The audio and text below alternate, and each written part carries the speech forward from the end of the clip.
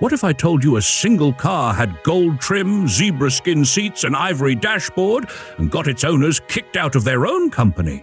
Ladies and gentlemen, today's ride isn't just a car, it's a four-wheeled scandal wrapped in zebra, dipped in gold, and driven straight into corporate exile. This is the 1955 Daimler DK400 Golden Zebra, the only luxury coupe in history to come with a built-in cocktail bar, a manicure set, and enough animal prints to make a taxidermist blush. And yes, Timmy once saw it and thought it was Liberace's jungle safari.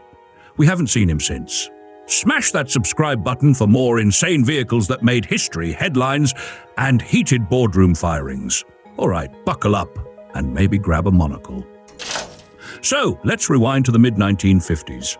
Britain's still rationing, the Queen's still getting used to the throne, and Lady Norah Docker, socialite extraordinaire, has had just about enough of boring grey cars.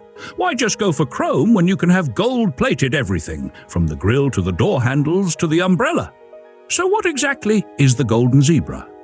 Technically, it's a Daimler DK400, a proper British luxury saloon from 1955, a time when the Queen drove Jaguars and your neighbour Bob swore Churchill was an alien. The base model had a 4.6-litre inline-six under the hood, pushing out a respectable 167 horsepower at 3,800 revolutions per minute. Power went through a 4-speed, pre-selector gearbox, yes, the same wizardry from the 1930s, using a fluid flywheel. Translation? Smooth like jazz, complicated like Bob's conspiracy map. The DK400 was big, 18 feet 1 inch, long, 5,512 millimeters, with a 10-foot 10-inch wheelbase, 3,302 millimeters, and tipping the scales at around 4,480 pounds. 2,032 kilograms. It was made for the upper crust, the kind of people who own castles and lose them in lawsuits. Only 93 units were ever made, and out of those, just 5 got the royal treatment from Hooper & Co., Britain's coach-building elite. Think of Hooper as the tailor that doesn't just fit your suit. He embroiders your name on the inside with unicorn hair. But then, there was Lady Norah Docker. Now, Lady Docker wasn't just a socialite. She was Britain's original influencer, the kind who shows up at a coal mine in a gold gown, dances for the workers, and sails away on her private yacht while shouting about glamour. In her words, mink was too hot to sit on, so she did the only logical thing, upholstered a car with real zebra hide. PETA, People for the Ethical Treatment of Animals, hadn't been invented yet. And even if it had, Lady Docker would have turned it into a handbag.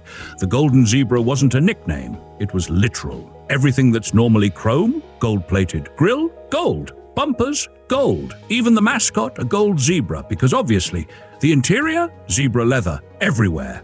The dash, carved ivory, in gold trim. She didn't just want a car, she wanted a cocktail lounge on wheels, complete with a built-in bar, picnic set, golden umbrella, manicure kit, and enough leather luggage to make your average travel influencer cry.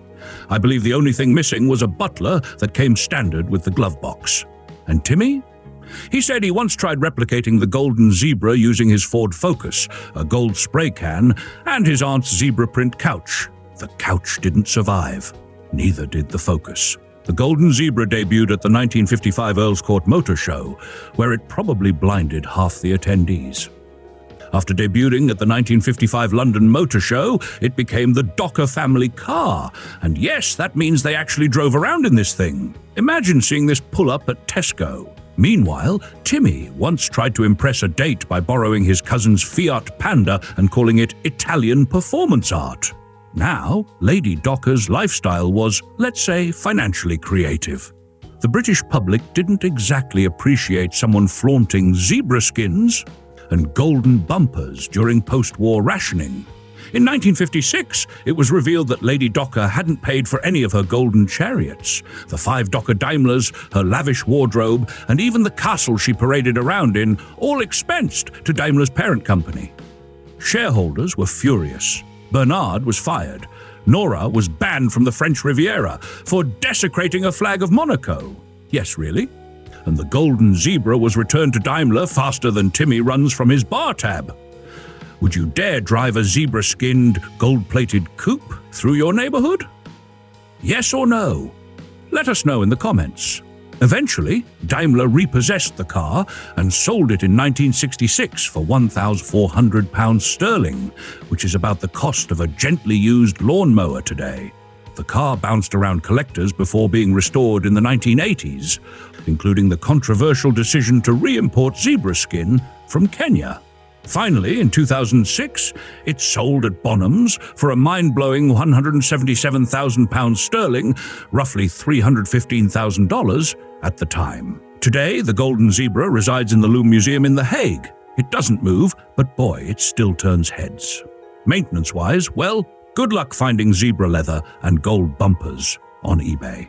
And before we go, if you laughed, learned something, or just love absurd gold-dipped British history, consider becoming a channel sponsor. For just $1, you can keep Timmy out of the upholstery aisle at IKEA. He's already eyeing their leopard print section.